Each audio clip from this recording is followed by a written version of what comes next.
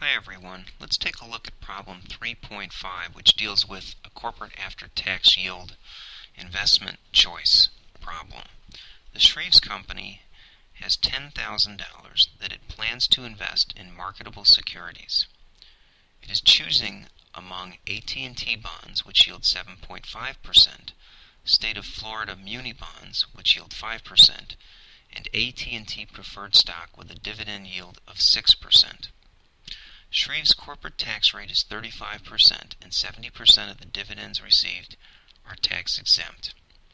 Assuming that the investments are equally risky and that Shreves chooses strictly on the basis of after-tax returns, which security should be selected? What is the after-tax rate of return on the highest yielding security? Okay, I've staged the problem before you, and let's just bring a couple of the numbers to life. Okay, they've given in the problem that the Florida munis pay 5%, AT&T 7.5%, and the AT&T preferred 6%. Okay, the corporate tax rate is 35%, but with a muni bond, the tax rate is irrelevant because it's tax exempt entirely. So if I bring this cell to light, we simply would take the muni bond, the before tax minus nothing, to come up with the 5%. Now, then what is relevant would be the corporate tax rate in these cells. Now, let's take a look at how I calculated it. For the AT&T bonds, we would take the 7.5% and multiply it times the corporate tax rate of 35%. That gives us a 2.625% corporate tax percentage of the before tax yield that's going to the government.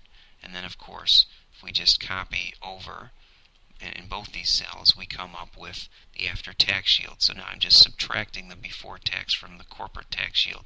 So in the case of bonds, it's 4.875%. Now in the AT&T preferred, look at that tax yield. Okay, we would take the before tax yield of the 6%, I'm reading from the formula there in cell G17 now, times the 35% corporate tax yield, but 70% of it is tax exempt. So we would multiply that times 1 minus 70%, or you could put in 30%, right?